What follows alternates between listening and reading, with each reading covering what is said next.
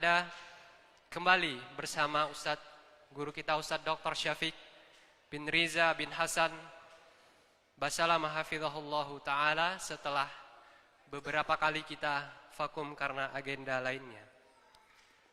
Para jamaah gimana kabar antum? Alhamdulillah khair.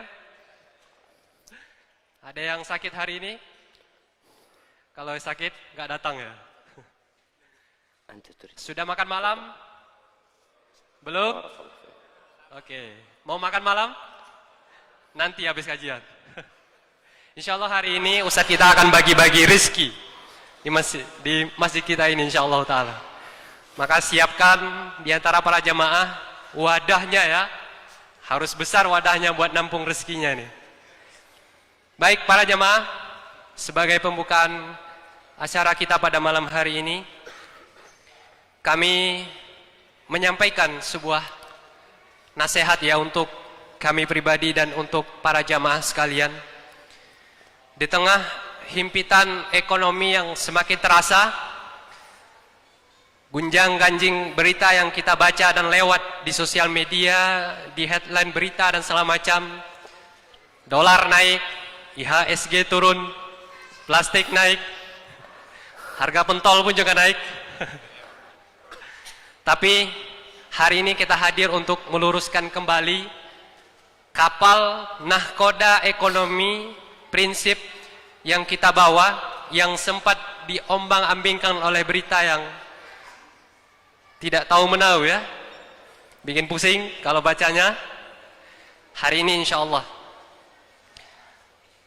sempat kami menyampaikan pesan untuk diri kami pribadi dan untuk jamaah sekalian.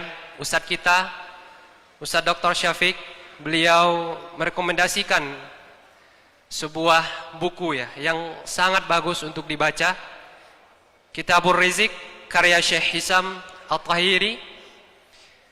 Dalam buku ini para jamaah kita akan menyelami dan membaca betapa luas rezeki yang Allah telah tetapkan dan bisa kita raih.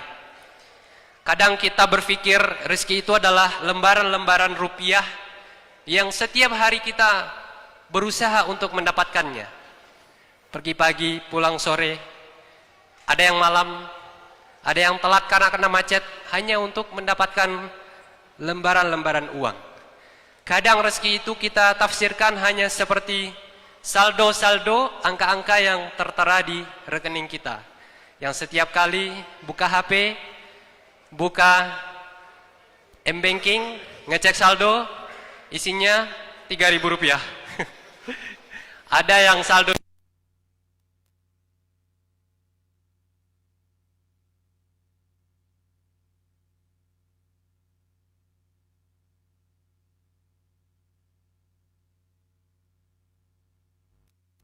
insya Allah kita akan tahu ternyata hati yang lapang adalah rezeki yang paling luas yang Allah berikan. Ternyata sabar adalah rezeki yang paling luas Allah berikan.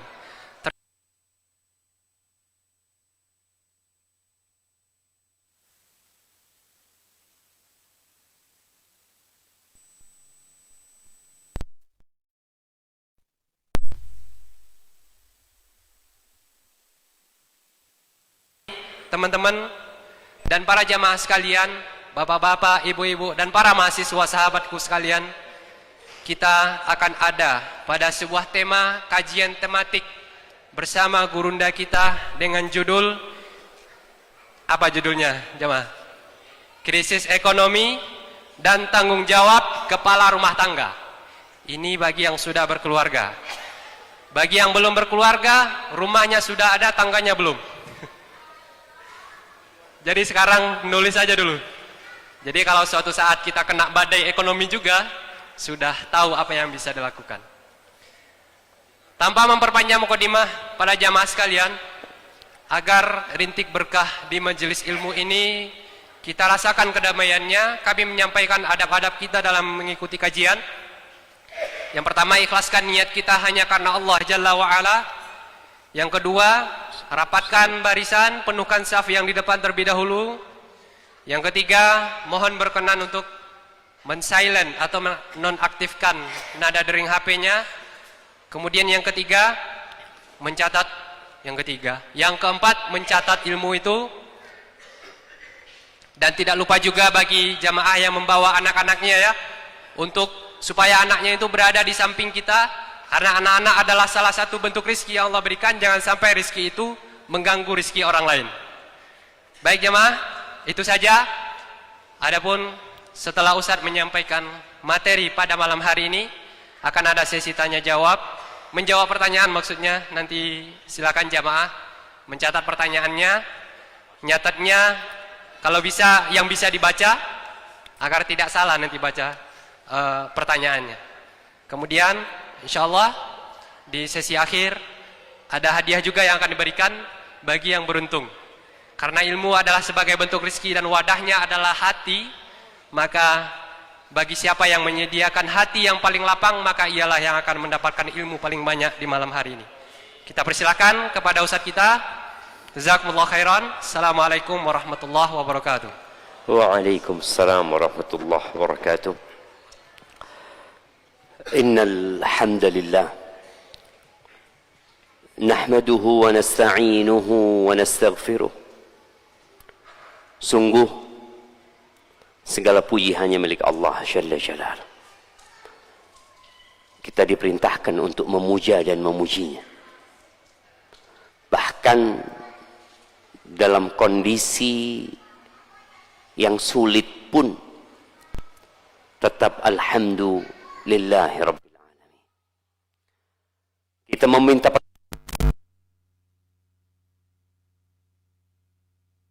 manusia adalah makhluk yang lemah. Terkadang ada kondisi-kondisi di mana Allah ingin mengenalkan kita kepada hakikat diri kita. Sebagian terkadang congkak dan angkuh, ujub dengan apa yang dimilikinya. Maka tatkala Allah memberikan musibah, tujuannya salah satunya adalah agar dia sadar diri. Maka kita hanya meminta pertolongan kepada Allah Azza wa Jalla, memohon ampun atas dosa-dosa yang kita lakukan. Wa na'udzu billahi min syururi anfusina wa sayyiati a'malina, dan kita berlindung kepada Allah dari kejahatan jiwa kita. Semua merasakan bagaimana ajakan-ajakan dan bisikan-bisikan nafsu agar kita menerjang batasan-batasan Allah Azza wa Jalla. Kalau kita tidak meminta perlindungan kepada Allah, kita nggak akan selamat. Dan kita berlindung kepada Allah dari keburukan amal kita.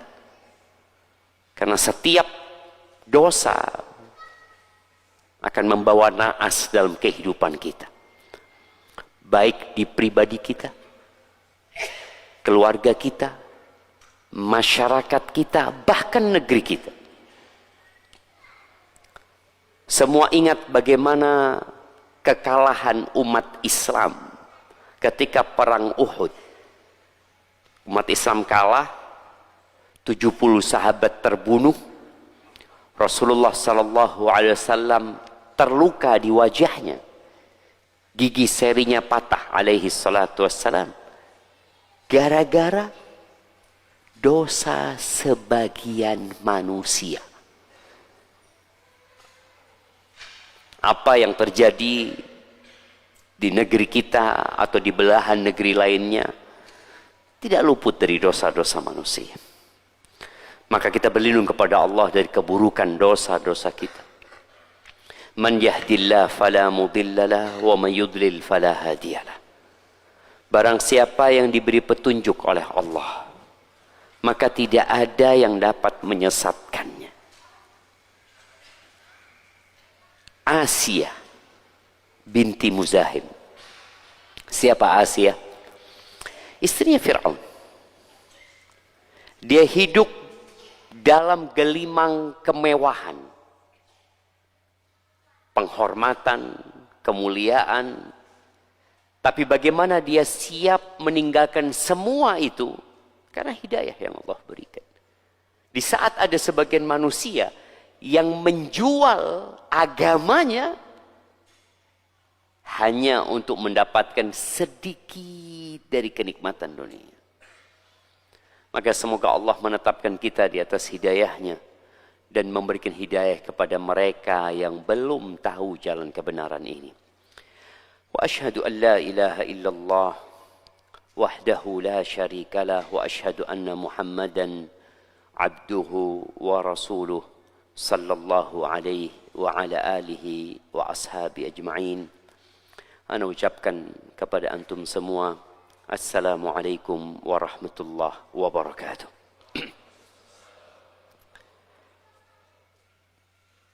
Krisis ekonomi. Siapa yang menginginkan terjadinya krisis? Tidak ada. Artinya semua orang ingin berada dalam kondisi ekonomi yang stabil. Dan kalau bicara krisis ekonomi, maka hal ini adalah yang paling ditakuti oleh negara di semua dunia. Maka jangan dipikir negara kita, pemerintahan kita, tatkala dolar naik, mereka senang. Tidak. Mereka ketakutan. Dampaknya kepada negara jelas, dan dampaknya kepada masyarakat sangat luas. Berapa harga Pertamax? 8.000, setengah liter 8.000. Iya, bayangin sekarang jamaah. Ya kan ada yang lainnya. Ya ada yang lain. Tapi itu benar-benar mengusik ketenangan negara sebelum masyarakat secara luas. Apa penyebab terjadinya krisis? Ana tadi berusaha untuk membaca menurut detik.com ya. Disebutkan ternyata penyebab utama krisis itu utang. Kalau bicara negara, ya utang negara. Kalau bicara rumah tangga, ya utang kita. Jadi utang yang berlebihan adalah beban yang nggak bisa ditanggung. Makanya beberapa negara mungkin akan tutup. Kalau kita bicara perusahaan yang ternyata utangnya lebih banyak daripada aset yang dimiliki, maka perusahaan itu bangkrut. Dan bicara utang ini, ternyata kita dibiasakan berhutang.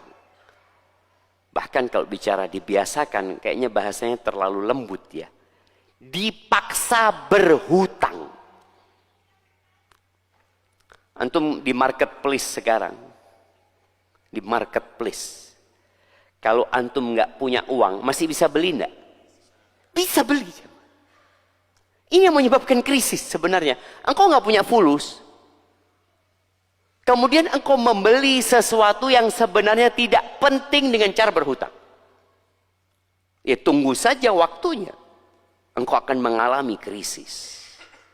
Dan ketika terjadi, yang jelas manusia akan kebingungan tentang sikap apa yang harus mereka ambil.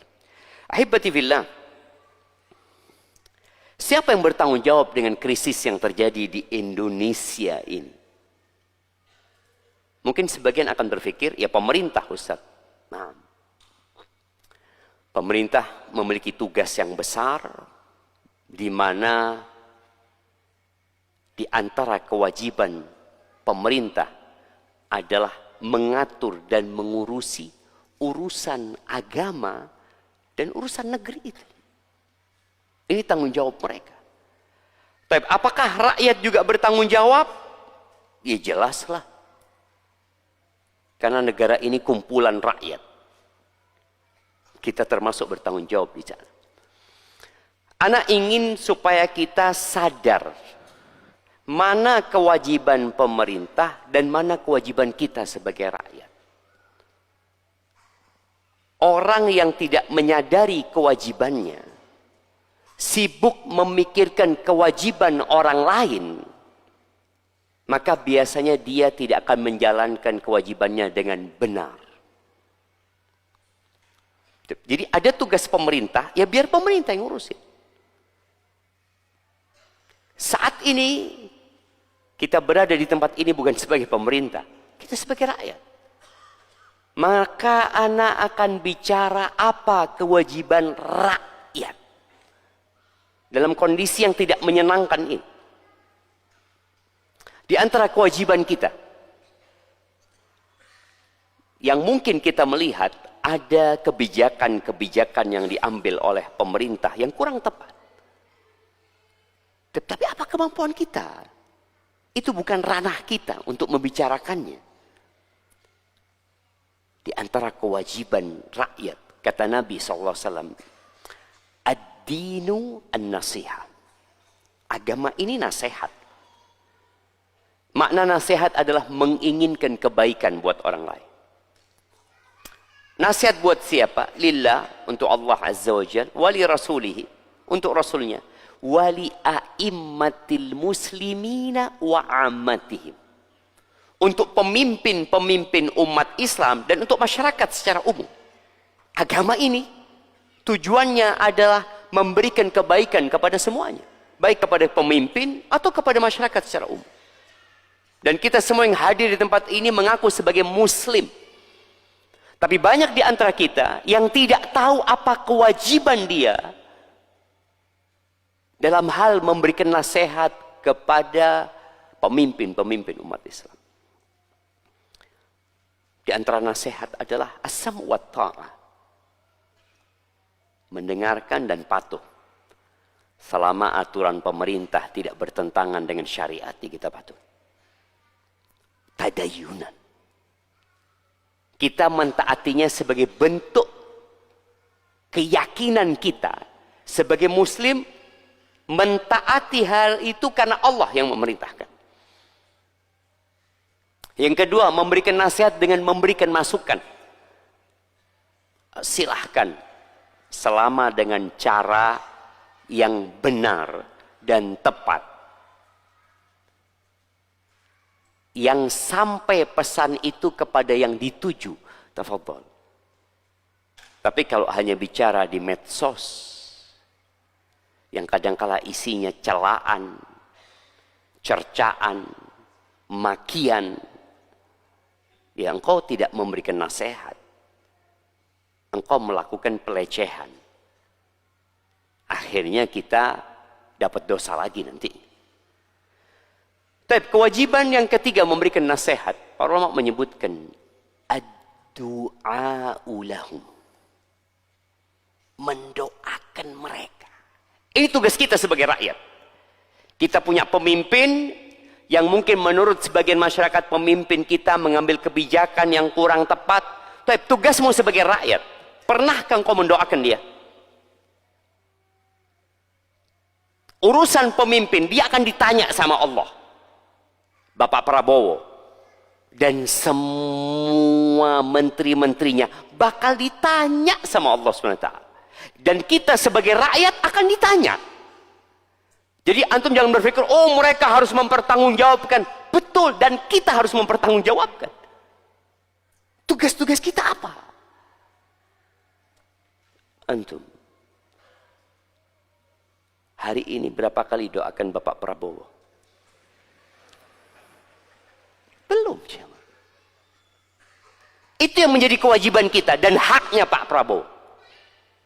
Haknya menteri-menteri untuk didoakan supaya dapat hidayah, supaya mendapatkan bimbingan dari Allah, supaya dihindarkan dari dosa, supaya menegakkan aturan Allah Azza wa Jalla dengan adil. Kita nggak pernah melakukan tugas kita, lalu kita sibuk mengkritisi tugas mereka.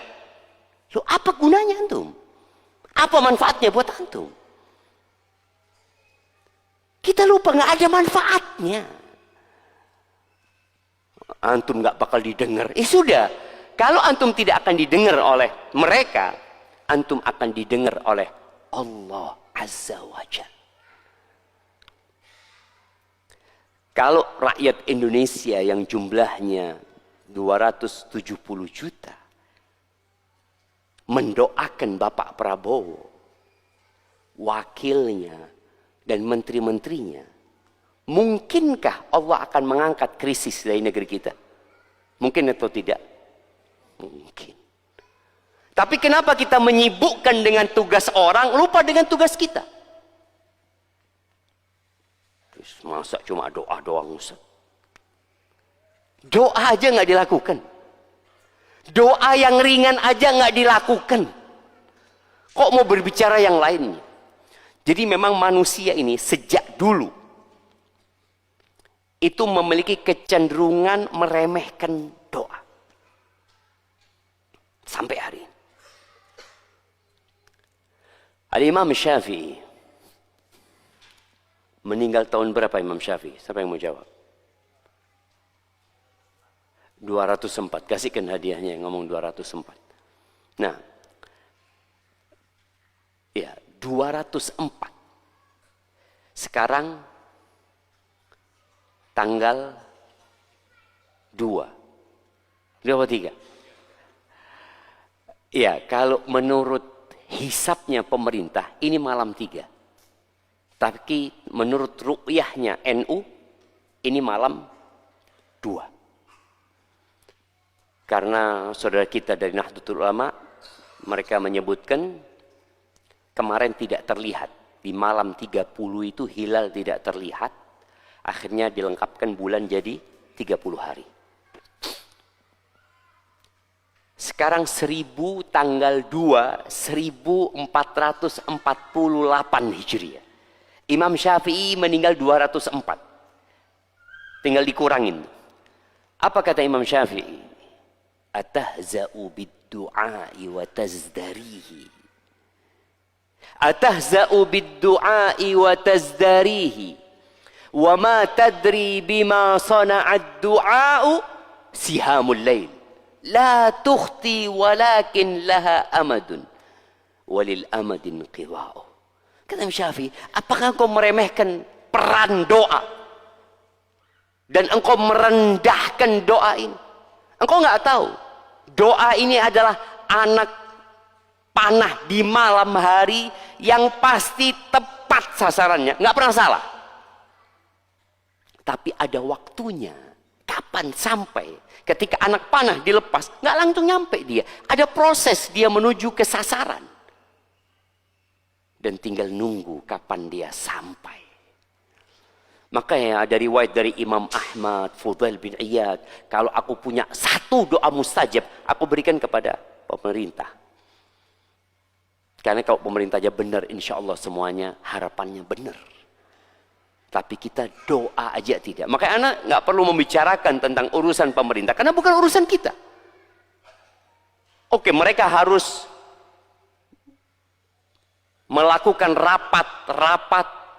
Kita tahu bagaimana Bapak Prabowo ketika mengganti Sri Mulyani dengan Purbaya, dengan harapan ekonomi semakin membaik ya.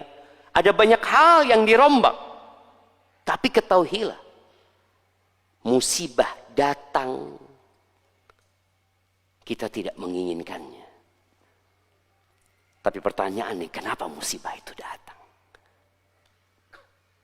Ini yang harus kita pikirkan bersama. Allah menciptakan kita, tujuannya apa? Beribadah. Wa ma khalaqtul jinna wal insa illa liya'budun. Ma uridu minhum min rizqin wa ma uridu an yut'imun. Innallaha huwar razzaq dzul quwwatil matin. Kata Allah, tidaklah aku ciptakan bangsa jin dan manusia kecuali untuk beribadah kepadaku. Sebagian manusia sampai hari ini tidak tahu kenapa dia diciptakan. Sehingga ketika ada masalah yang seharusnya dia kembali kepada penciptanya, dia nggak kembali kepada penciptanya. Dia sibuk dengan sebab. Oh, ini sebabnya karena ini sebabnya. Oke, betul. Tapi kenapa itu bisa terjadi? Contoh. Kenapa toko Ana kok kebakaran? Kenapa toko sebelah tidak kebakaran? Oh, karena gasnya meledak. Oke. Sebabnya gas meledak. Tapi kenapa ada jutaan gas di rumah orang tidak meledak? Kenapa yang punya anak yang meledak? Supaya kita sadar bahwa kita diciptakan untuk mengabdi kepada Allah Azza wa Jalla. Dan Allah mengatakan, وَنَبْلُوكُمْ بِالشَّرِّ وَالْخَيْرِ فِتْنَةً وَإِلَيْنَا تُرْجَعُونَ. Dan kami memberikan bala kepada kalian yang bentuknya kesenangan, kebaikan, dan keburukan, kesempitan. Fitnah, itu ujian buat kalian. وَإِلَيْنَا تُرْجَعُونَ. Dan kepada kami kalian akan kembali. Mesir itu pernah mengalami krisis ekonomi, krisis sosial yang disebutkan dalam Al-Quran 2 kali. Siapa yang mau menyebutkan? Nah, krisis ekonomi yang menimpa Mesir. Zamannya Nabi Yusuf, yang kedua.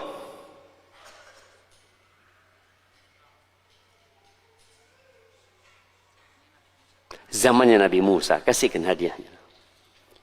Zamannya Nabi Yusuf. Bagaimana Allah Jalla Jalal memberikan mimpi kepada rajanya. Bayangin, siapa yang ngasih mimpi rajanya? Allah Jalla Jalal. Kemudian bagaimana mimpi itu ditakwilkan oleh Nabi. Ini semua Allah yang mengatur untuk menyelamatkan negeri Mesir dari krisis ekonomi. Kita sekarang bingung loh, kenapa? Apa solusinya? Bagaimana jalan keluarnya? Ya minta sama Allah lah. Tapi kita nggak minta sama Allah.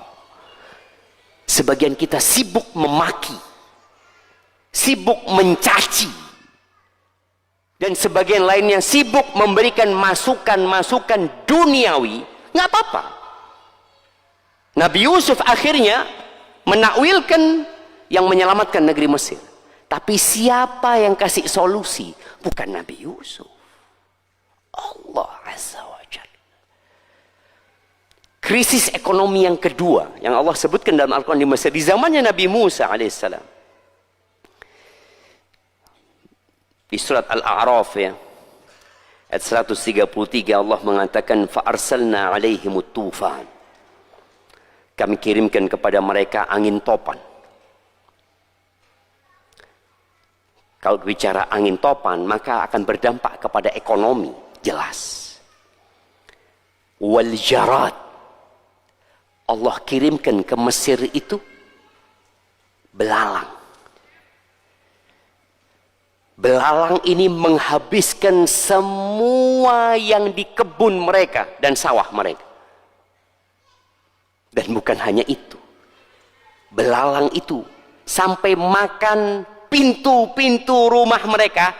Pintunya habis, kusennya habis. Gak bisa mereka berbuat apa-apa. Wal qummala. Allah kirimkan, ini sudah bicara hasil panen habis, rumahnya berantakan. Allah kirimkan kutu. Bapak-bapak bayangin ya. Kalau sekarang di kepala antum semua ada 10 kutu. Kira-kira antum akan mendengarkan kajian dengan tenang? Bagaimana kalau puluhan bahkan ratusan kutu? Binatang-binatang mereka juga. Waddafadi'a. Allah tambahkan bala mereka kodok. Jadi kalau ada orang kadangkala ketika susah, apa yang terjadi dengan mereka? Ngobrol biasanya. Untuk mencurahkan isi hati mereka. Nggak bisa ngomong mereka. Buka mulut, kodok masuk ke mulutnya. Bayangin. Mereka buka tempat makan mereka, sudah dimakan kodok. Benar-benar satu hal yang menakutkan. Waddama. Darah. Bagaimana Nil berubah warnanya. Ketika mereka menuangkan air di gelasnya, darah. Sedangkan mereka harus minum. Mereka harus makan, tidak ada makanan yang bisa dimakan. Tapi kita tahu, terkadang orang nggak apa-apa, nggak makan. IF itu nggak makan. Ya, dia minum saja. Gimana kalau yang diminum darah? Allah mengatakan ayatin mufassalat. Itu benar-benar tanda-tanda kebesaran Allah yang detail. Fastakbaru wa kanu qauman mujrimin. Mereka sombong. Jadi orang sombong itu orang yang nggak mau kembali kepada Allah. Orang sombong itu orang yang hanya menggunakan akalnya saja. Kepandaiannya, kecerdasannya, keahliannya, pengalamannya. Lupa bahwa dia makhluk yang lemah sekali. Mereka benar-benar orang-orang yang melakukan dosa. Walamma waqa alaihimur rijzu. Ketika mereka sudah melihat azab itu memenuhi negeri mereka. Mereka benar-benar hidup dalam kehinaan. Pemerintahnya tidak bisa berbuat apa-apa. Fir'aun yang memiliki bala tentara yang Allah sebutkan Dzil Autad, punya banyak tentara ya, ternyata tidak bisa menyelesaikan masalah tersebut. Kemana mereka pergi? Ke Allah. Mereka datang kepada Nabi Musa. Mereka tidak datang kepada Fir'aun. Walamma waqa alaihimur rijzu qalu ya Musa. Wahai Musa, apakah mereka memohon kepada Nabi Musa? Tidak. Karena mereka tahu Nabi Musa bukan Tuhan. Dia mengatakan, ya Musa, ud'u lana rabbaka bima ahida indak. Wahai Musa, berdoalah engkau. Mintakan kepada Tuhanmu yang telah berjanji kepadamu. La in kasyafta 'anna rizza la nu'minanna laka. Kalau azab ini diangkat, kami akan beriman kepadamu. Tapi ternyata mereka bohong. Azab itu diangkat.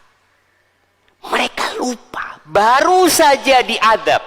Baru saja merasakan bagaimana hasil kebun mereka habis. Rumah-rumah mereka berantakan.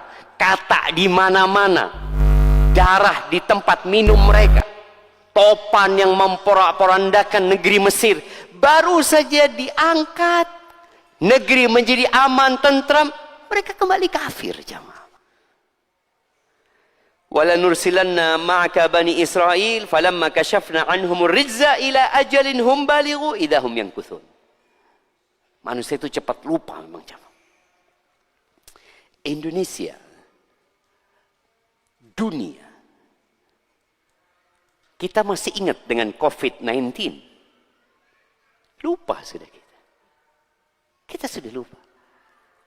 Bagaimana tatkala kita ke masjid nggak bisa. Sekolah daring. Masih ingat antum selalu pakai hand sanitizer, masker, lupa gitu jemaah. Maka Allah kadangkala menurunkan bala lagi agar kita kembali kepada Allah. Agar kita tahu bahwasanya dunia ini bukan tempat bersenang-senang. Allah mengatakan la'allahum yarji'un. Agar mereka yang dikasih bala itu kembali kepada Allah. Masih banyak di antara kita yang tidak kembali kepada Allah. Dia sibuk menghitung yang ada di rekeningnya. Dia sibuk bekerja lagi, berpikir bagaimana mendapatkan keuntungan lebih banyak. Enggak apa-apa. Tapi engkau harus kembali kepada Allah. Disebutkan dalam sebuah athar, ma nazala bala'un illa bidhambin. Bala itu nggak turun kecuali karena dosa. Wa ma nuzi'a illa bitaubah. Dan tidak diangkat kecuali dengan bertobat. Ana terus terang berharap semua khatib Jumat pekan ini itu mengajak semua rakyat Indonesia untuk bertobat kepada Allah Azza wa Jalla. Untuk memperbanyak istighfar, memohon ampun kepada Allah Azza wa Jalla, untuk mendoakan pemimpin-pemimpin mereka supaya dapat hidayah, supaya korupsi itu berhenti di negeri kita. Tapi kita nggak pernah doa. Kalau ketemu satu orang yang korupsi, ribut satu negeri, bikin meme, bikin video ini itu. Loh, sebelum dia ketangkap, antum pernah doakan dia? Nggak ada. Ahibati billah. Kemudian bicara peran kepala rumah tangga. Tadi harapan ana pesan itu sudah sampai. Kita tahu dengan tugas kita, pemerintah tahu dengan tugasnya. Nabi SAW pernah mengatakan, satalqauna atharah, kalian akan mendapati pemimpin-pemimpin yang nepotisme. Kalian akan mendapati pemimpin-pemimpin yang korupsi, kolusi, yang pilih kasih, yang hanya memikirkan kantong mereka, yang hanya memikirkan perut mereka, yang di bawah perut mereka. Mereka tidak memikirkan rakyatnya. Nabi alaihissalatu 1448 yang lalu sudah menyampaikan kepada para sahabatnya, satalqauna athar, kalian akan menemui pemimpin-pemimpin kayak gitu. Apa kata para sahabat? Fama ta'muruna, apa perintahmu kepada kami? Apa perintahnya? A'tuhum haqqahum, berikan hak-hak mereka. Subhanallah. Cuma itu, iya itu solusi. Kenapa kita harus capek-capek menghadapi pemimpin yang zalim, yang kita tahu tidak akan memberikan hak kita? Ya sudah, berikan hak mereka. Contoh nih, kalau ada satu orang kuat, orang besar, dia punya utang sama antum, dia nggak bayar-bayar. Apakah antum akan sibuk 20 tahun nagih utang sama orang itu? Menderita hidup antum. Ya udah biarin. Nanti akan ada hisab pada hari kiamat, selesai. Maka Nabi SAW mengatakan kepada para sahabatnya, a'tuhum haqqahum, berikan hak-hak pemimpin kalian. Lalu terus bagaimana dengan hak kita sebagai rakyat yang haknya tidak diberikan? Nggak usah minta sama mereka. Mintanya sama siapa? Wasalullahal-ladzi lakum. Mintalah hak-hak kalian kepada Allah Subhanahu wa taala. Simple agama Islam itu, jam menghadapi masalah. Tapi tatkala kita jauh dari ajaran-ajaran syariat, ya udah, kita akan hidup menderita. Adapun berkaitan dengan kepala keluarga, apa yang harus dilakukan ketika ujian itu menimpa dia? Terus terang, yang biasa isi motor Pertamax sekarang ngantri Pertalite. Ini tugas kepala keluarga. Ngomong sama anaknya, nak, Pertalite nak. Aman ayah, Pertamax 8.000. Iya, jadi ayah, kepala rumah tangga, sebagai teladan. Nasihat yang pertama, berhenti ngerokok. Apa urusannya krisis ekonomi sama rokok? Berdampak apa enggak, jemaah? Berdampak, jemaah. Antum sebagai kepala rumah tangga, kita tidak membicarakan hukum rokok, ya. Sebagian ulama mengharamkan, sebagian ulama mengatakan makruh, dan ana lebih condong kepada yang mengatakan haram, ya, karena dia berbahaya. Tapi ketika krisis ekonomi, berhenti antum ngerokok. Kita bikin Indonesia bersih dari asap. Mungkin? Aman lah jemaah. Bagaimana dengan petani-petani tembakau, Ustaz? Mereka akan tanam yang lainnya. Dan masih banyak yang bisa ditanam jemaah. Jadi sebagai seorang ayah, tolong dalam kondisi krisis ini antum terus terang sama keluarga. Karena yang terjadi, gaji tetap, bensin naik. Biaya akhirnya naik pula. Apa aja yang naik sekarang nih jemaah? Bensin, plastik lama sudah. Nah, selain itu, artinya yang menjadi kebutuhan pokok kita. Beras naik. Naik jadi, Masya Allah jemaah. Kita ini nggak pernah beli beras, astagfirullahaladzim. Jadi kadang-kadang kita kurang bersyukur. Yang tahu istri minta tambahan aja, Bang. Beras naik. Kita merasakan itu. Akhirnya yang beli beras grade A turun ke grade B. C, langsung C bukan ke B, jemaah. Kenapa perlu orang tua duduk sama keluarganya? Dalam rangka supaya mereka ikut merasakan. Dan ketika mereka tahu, mintalah kepada mereka masukan. Ini orang tua yang bijak. Gimana menurut kalian? Gaji ayah seperti ini. Harga beras seperti ini. Tanpa meninggalkan keputusasaan di hati anak-anak kita. Tapi kita dengarkan adzan dulu.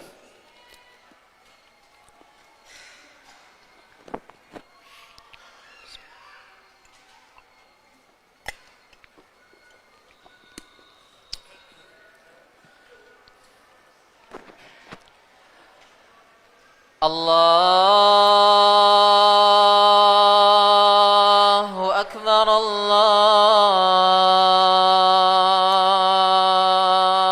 Akbar. Allahu Akbar. Allahu Akbar, Allahu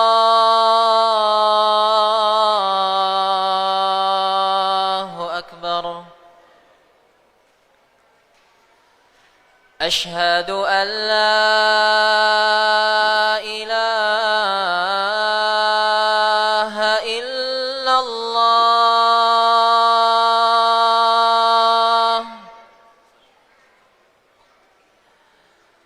أشهد أن لا إله إلا الله.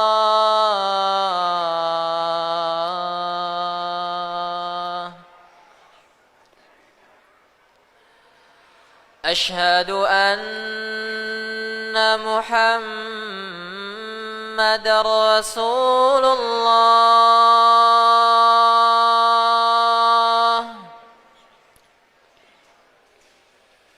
أشهد أن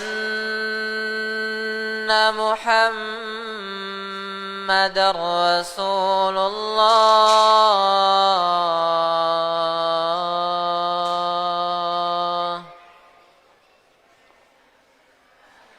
حي على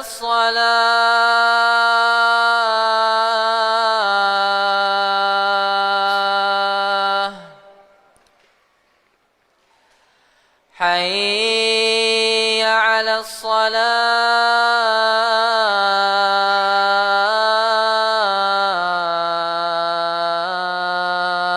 الصلاة. حي على الفلاح.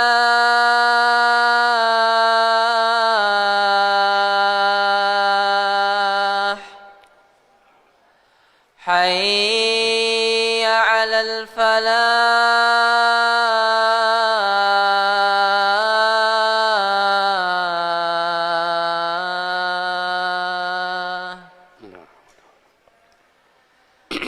الله أكبر،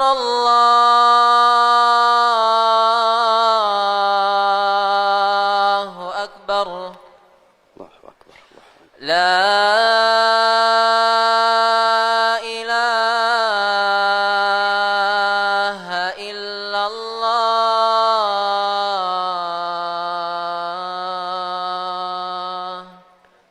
ilaha illallah.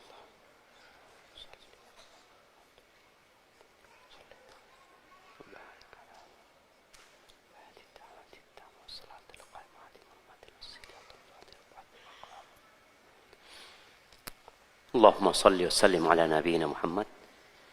Jadi perlu jamaah kita duduk sama keluarga kita, ngobrol sama mereka tanpa membuat mereka putus asa, dengan cara menanamkan bahwa Allah menjamin rizki kita, Allah mencukupi hambanya. Wa ma min dabbatin fil ardi illa 'ala Allahi rizquha. Tidak ada satupun yang melata di muka bumi ini kecuali Allah yang menanggung rizkinya. Tapi kita disuruh untuk berusaha. Maka setelah kumpul sama keluarga, terus terang, yang kedua, cari solusi. Jadi memang ada perbedaan antara orang sukses dengan orang sukses dalam sisi ekonomi, ya, dengan orang miskin yang dapat fulus. Rata-rata kalau orang miskin dapat fulus itu, dia lebih konsumtif. Beli ini, beli ini, beli ini. Tidak berpikir bagaimana duit ini dikelola. Hampir nggak ada. Yang ada belanja. Ya udah dapat fulus, mamanya dapat zakat. Oh beli ini, ya bibi. Ini uang nggak selalu datang. Maka Umar bin Khattab radhiyallahu taala anhu, bagaimana dia sebagai seorang pemimpin mendidik rakyat. Ketika datang ke rumahnya Abu Sabia apa ya, salah seorang dari sahabat, tanya Umar bin Khattab, berapa tunjanganmu yang diberikan oleh pemerintah? Bayangin ya, pemerintah Islam itu memberikan tunjangan kepada rakyatnya. Khawatir Umar, tunjangan ini membuat mereka berleha-leha, bersanteria. Maka Umar tanya, berapa tunjanganmu? 2.500 dirham. Ini uang yang cukup banyak. 2.500 dirham ini ya hampir 1 kilo emas. Jadi 1 tahun dia dapat kira-kira kalau sekarang duit ini 2,5 M. 1 tahun dia, tunjangan. Kata Umar bin Khattab radhiyallahu taala anhu, engkau putar uangmu, engkau belikan ternak, engkau belikan kebun bercocok tanam, sebelum datang pemimpin-pemimpin nanti yang tidak lagi memberikan tunjangan yang cukup. Artinya tetap kita harus berpikir seperti itu, mencari usaha lain, ya. Jangan cuma menghabiskan.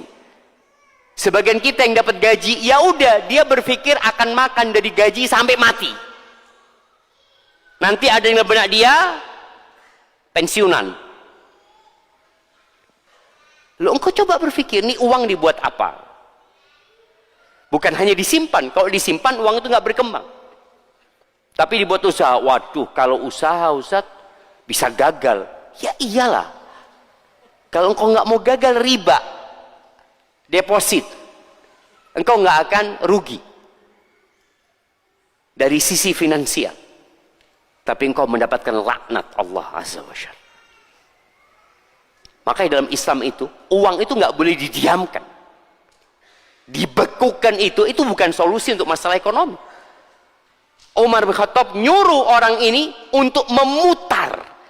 Yang ketika uang diputar, dia umpamanya akan beli ternak, beli sawah, maka roda ekonomi akan berputar. Membuka lapangan pekerjaan untuk banyak orang. Itu Islam hadir untuk menyelesaikan masalah ekonomi. Bukan dengan deposit. Dan ingat, tetap tawakal kepada Allah, bergantung kepada Allah. Wa man yattaqillaha yaj'al lahu makhrajan.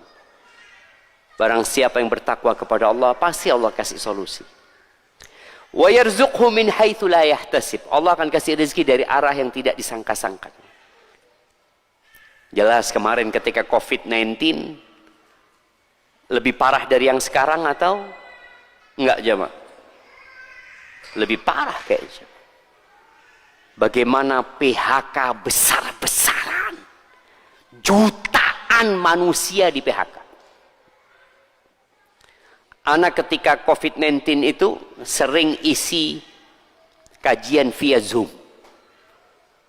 untuk beberapa perusahaan besar jamaah yang ada di Kalimantan ya. Ini perusahaan negara atau BUMN. Mereka ngomong, Ustadz, insya Allah bulan depan ada 60.000 yang akan di PHK Ustaz. 60.000 jamaah. Dan dia minta dipersiapkan jiwanya orang-orang. Karena ada orang-orang yang selama ini bergantung kepada gaji. Dan dia pikir perusahaan dia yang memberikan rizki kepada dia. La. Sama sekali perusahaan tidak pernah memberikan rizki kepada kita. Ketika bicara krisis ekonomi, ada beberapa orang barat yang berusaha untuk mencari solusi. Krisis ekonomi itu salah satu penyebabnya, atau permasalahan-permasalahan ekonomi yang lainnya itu, karena jumlah manusianya lebih banyak daripada sumber alam yang akan dimakan oleh mereka. Solusinya apa? KB. Mengurangi jumlah penduduk. Ya pantas kalau orang tidak beriman, dia akan berpikir seperti itu. Ini kalau nanti jumlah penduduknya semakin banyak, bagaimana nanti mereka makan? Padahal yang menjamin rizkinya siapa? Allah Azza wa Jalla. Dulu sudah ada pemikiran seperti itu. Mengurangi jumlah anak itu sudah ada. Di zaman jahiliyah.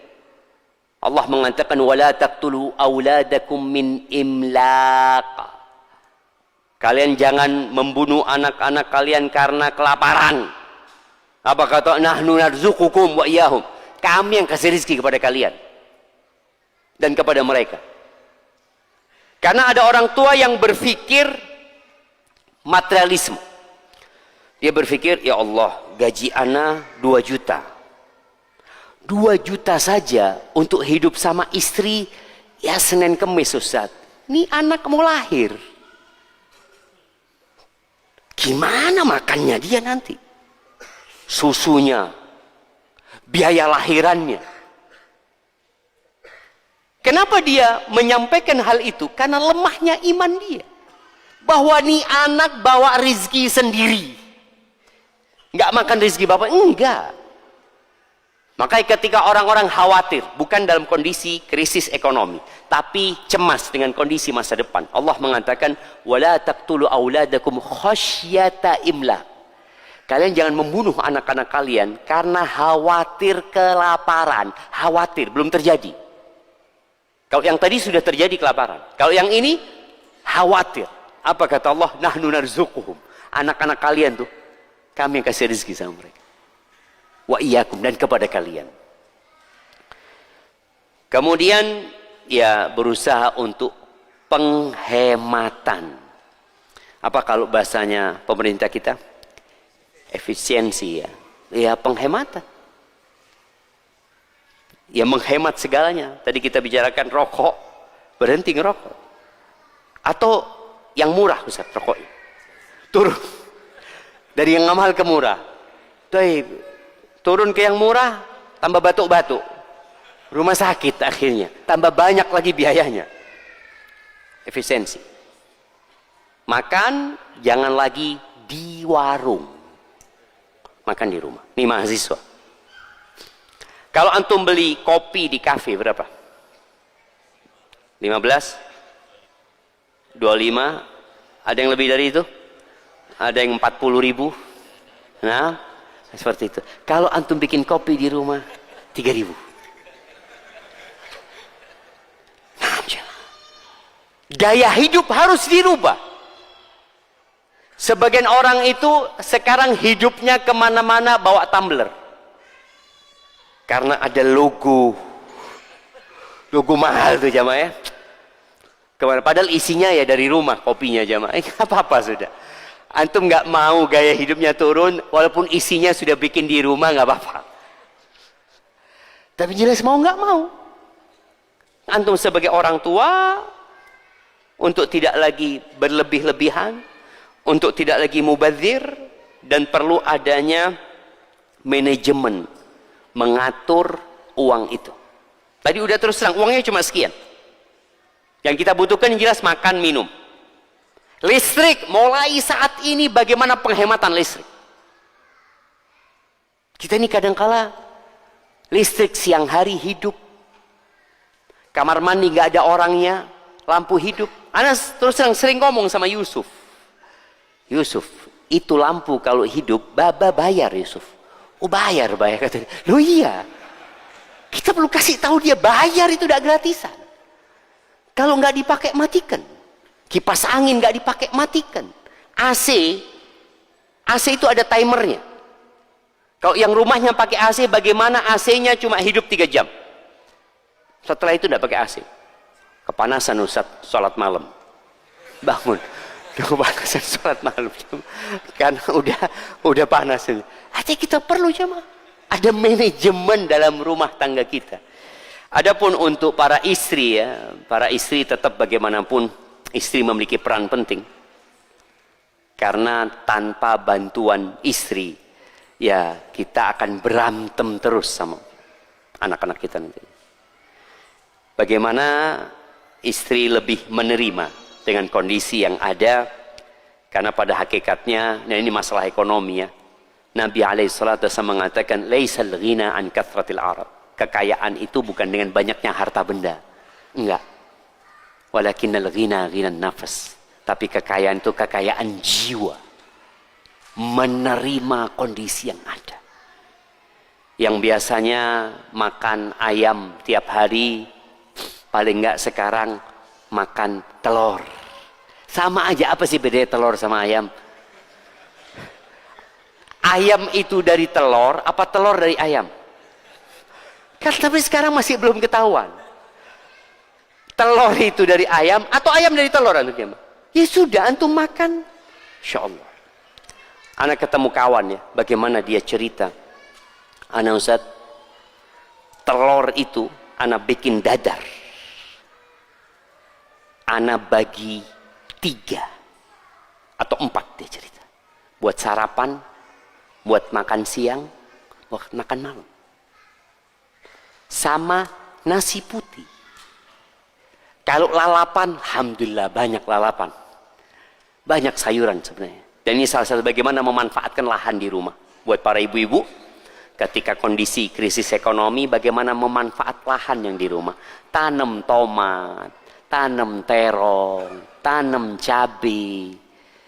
Yang sekarang itu bisa dilakukan di mana-mana, sudah jamaah. Manfaatkan lahan yang ada. Kalau nggak punya lahan, lihat lahannya tetangga. Yang tidak dipakai, sahih. Karena banyak kadangkala ada lahan isinya ilalang. Izin, boleh saya bercocok tanam di sini? Kita bagi hasil lah atau gimana? Sampaikan. Ini yang perlu kita lakukan. Jadi istri, jadilah istri yang qanaah. Bagaimana menerima yang ada. Terus tadi, dia berusaha untuk menambah masukan di rumah. Atau kalau memang dia tidak bekerja, ya udah. Bagaimana rumah menjadi sumber penghasilan buat makanan paling tidak buat mereka. Kemudian hendaklah para istri mensupport suaminya. Jadi ada istri-istri yang mungkin memandang suaminya belum sungguh-sungguh bekerja. Tapi berikan support kepada dia. Katakan kepada suamimu, jazakallahu khairan. Pulang datang dari tempat kerja, bang, capek kau bang ya. Mas kesel kan mas, sini mas tak pijet mas. Anak-anaknya dipanggil, nak sini nak, pijet bapak nak. Capek bapakmu nak. Jangan ngundang tukang pijet, iya bayar lagi tukang pijet. Bagaimana anak-anak itu dibuat benar-benar menghargai bapak mereka. Nak bapakmu datang, capek bapak, lelah. Jangan malah bapaknya ditanya yang macam-macam. Kok malam pulangnya? Pikiri bapak ini leis duit ya, kayak mulai sore. Malam karena nggak dapat. Ada sebagian orang subhanallah jemaah, yang dia harus menanti rizki itu. Tapi tadi disampaikan oleh MC bahwasanya rizki itu bukan hanya fulus ya. Ada banyak rizki Allah yang lain. Tapi kemudian buat anak-anak kita nih, khususnya para santri, para mahasiswa yang jauh dari orang tua, yang kerjaannya cuma WA, ayah akhir bulan sudah. Uangnya habis, token sudah bunyi, atau macam-macam. Tolong antum ikut merasakan kondisi krisis ekonomi. Sehingga antum pun hidup di sini tanpa pengawasan orang tua dengan lebih hemat. Kemudian memperbanyak istighfar. Karena itu termasuk yang membuka pintu-pintu rizki. Jangan bergantung sama manusia. Rasul sallallahu alaihi wasallam mengatakan, "Man nazalat bihi faqah."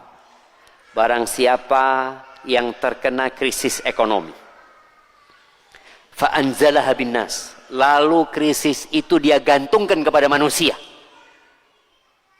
Yang punya saudara sama saudaranya, yang punya kerabat sama kerabatnya, yang punya sohib sama sohibnya. Artinya ketika kondisi ekonomi yang sulit, lalu dia gantungkan kepada manusia. Apa kata Nabi sallallahu alaihi wasallam? Lam tusadda faqatuh. Maka krisisnya tidak akan selesai. Makanya kadangkala ada orang yang sampai mati bergantung sama saudara. Mungkin sebagian kita, ya ana beberapa kali kasih pertanyaan, Ustaz, ana ini suka bantu keluarga ini itu, kok tambah tahun tambah parah Ustaz. Yang dulunya hanya anaknya, sekarang keponakannya terus. Kenapa dia nggak selesai krisisnya? Karena dia menggantungkan kepada manusia. Maka jangan ada itu di hati kita. Nabi menjelaskan dengan gamblang sallallahu alaihi wasallam, lam tusadda faqatuhu. Kasih tahu keluarga kita. Antum kalau terus minta-minta terus, ngerepotin terus, antum sampai mati akan seperti ini. Terus solusinya apa? Waman anzalaha billah. Barang siapa yang menjatuhkan beban hidupnya kepada Allah Azza wa Jal, fayushikullah lahu birizkin. Bentar lagi Allah kasih rizki. Ini harus ada di diri kita. Tidak bergantung sama manusia. Kita bekerja sama orang, iya, tapi jangan sampai kemudian kita menggantungkan kepada manusia. Dan ingat, tetap yang punya kelebihan rizki, jangan lupa berbagi. Berbagi itu termasuk menyelesaikan masalah ekonomi. Wallah fi aunil abdi ma kana al abdu fi auni akhi. Allah akan selalu membantu hambanya selama hambanya bantu saudaranya.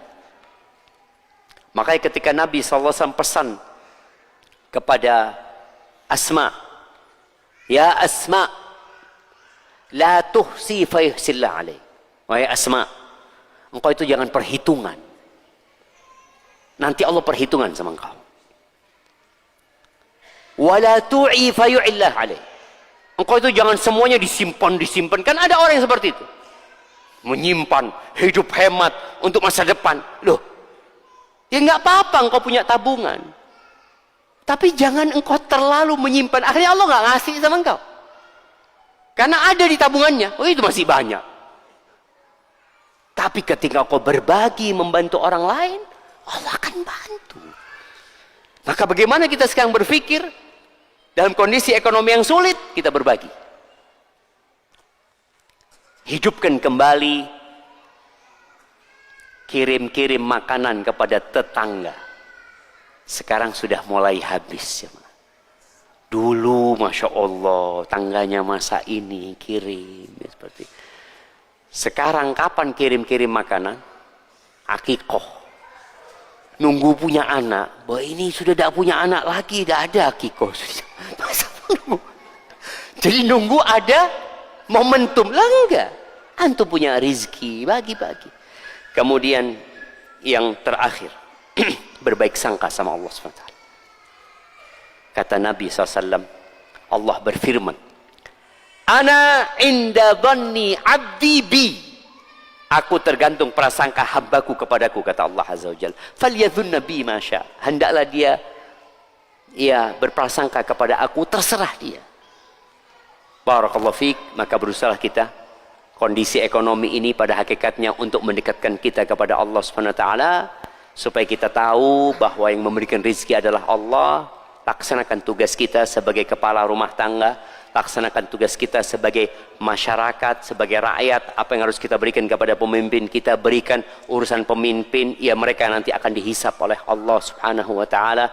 Karena faman ya'mal mithqala dzarratin khairan yarah wa man ya'mal mithqala dzarratin syarran yarah. Baik, ada waktu 4 menit. Ada pertanyaan? Bismillah. Waduh, ini kalau print-printan gini jamaah. Ana izin minum dulu. Bismillah.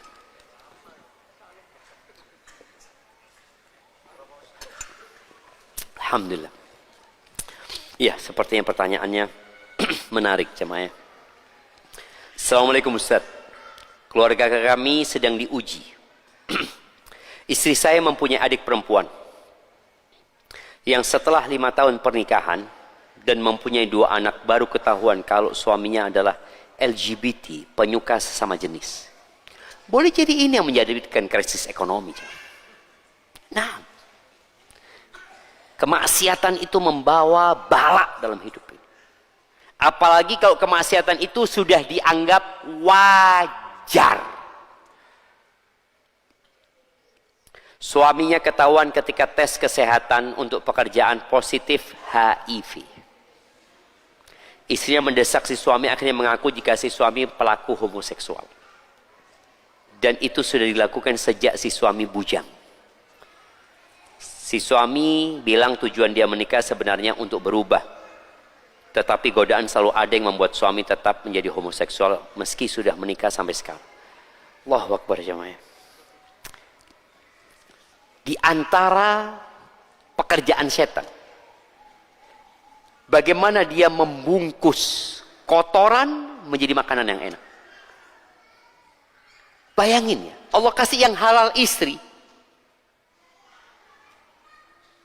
dia ke tempat kotoran. Siapa yang menggambarkan itu indah? Setan. Maka dia katakan dia menikah semoga tujuannya benar, karena ada orang-orang yang LGBT menikah itu hanya untuk menutupi kedoknya. Tapi ada yang niatnya untuk bertobat. Adik istri saya itu awalnya minta cerai, tetapi suami tidak bersedia dengan alasan dia ingin didampingi karena dia tobat dan akan menjalani penyembuhan psikologi dari penyimpangan seksual tersebut. Keluarga kami sebenarnya sudah menentang untuk meneruskan pernikahannya. Apakah keputusan adik kami dengan mempertahankan pernikahannya dengan suaminya yang homoseksual itu bisa dibenarkan? Ya, kalau bisa, apakah bisa dibenarkan? Bisa dibenarkan. Apabila suaminya bertekad untuk berubah.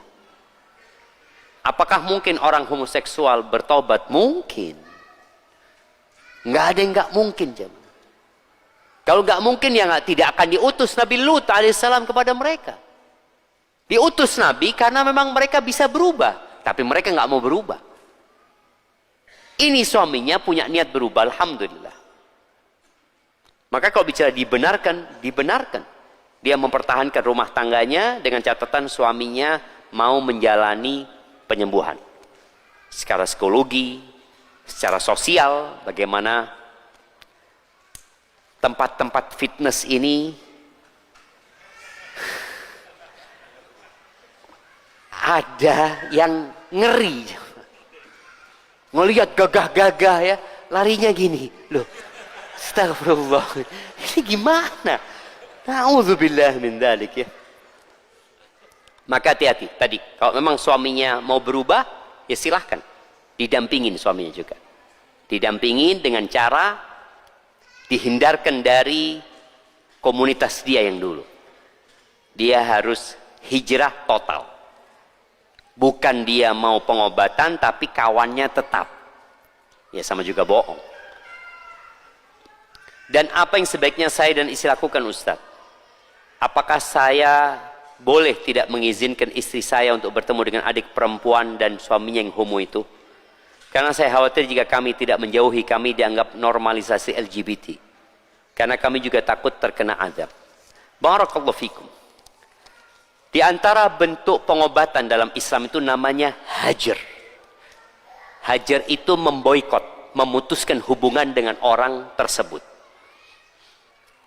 Kita boleh memboikot karena urusan agama.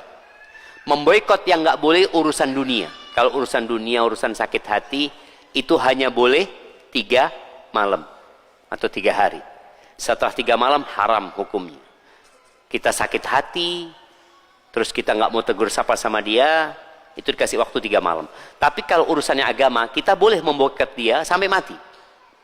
Tapi yang jadi pertanyaan, apakah pemboikotan itu akan memperbaiki adik dan suaminya atau tidak?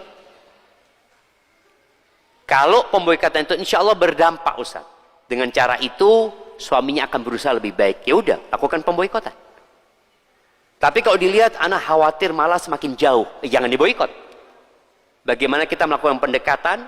Kalau tadi dikatakan dia punya komunitas, dirubah komunitasnya, mulai dia sebagai seorang ipar, bagaimana menyelamatkan suami adik istrinya tadi dengan diajak kajian, dengan dihindarkan dari kawan-kawan dia.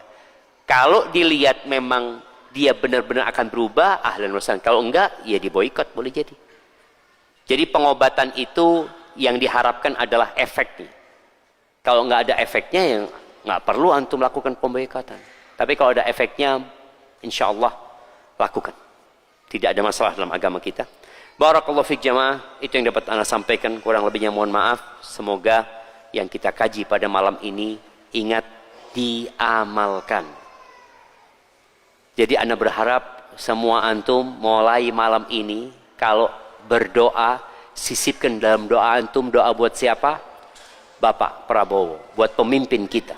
Bapak Prabowo, Gibran, dan semua yang jadi kawan-kawan mereka, supaya mereka dijaga sama Allah Subhanahu wa taala, diberikan petunjuk. Dengan cara itu kita telah memberikan hak mereka. Hak kita minta sama Allah Subhanahu wa taala. Aqulu qawli hadha wa astaghfirullah li wa lakum wa lisairil mu'minin wal mu'minat fastaghfiruhu innahu huwal ghafurur rahim. Assalamualaikum warahmatullahi wabarakatuh. Alhamdulillah, telah sampai kita di penghujung dari perlayaran kita pada malam hari ini jamaah. Elok rasanya perahu yang kita dayung dari tadi kita tambatkan talinya sejenak. Mudah-mudahan apa yang kita dapat menjadi pelipur lara yang bisa kita bawa pulang di tengah badai krisis ekonomi dan di tengah bayang-bayang ekonomi yang tidak menentu. Kami sebagai pembawa acara mohon maaf atas segala kekurangan. Kita tutup dengan doa kafaratul majlis. Subhanakallahumma wa bihamdika asyhadu an la ilaha illa anta astaghfiruka. Assalamualaikum warahmatullahi wabarakatuh.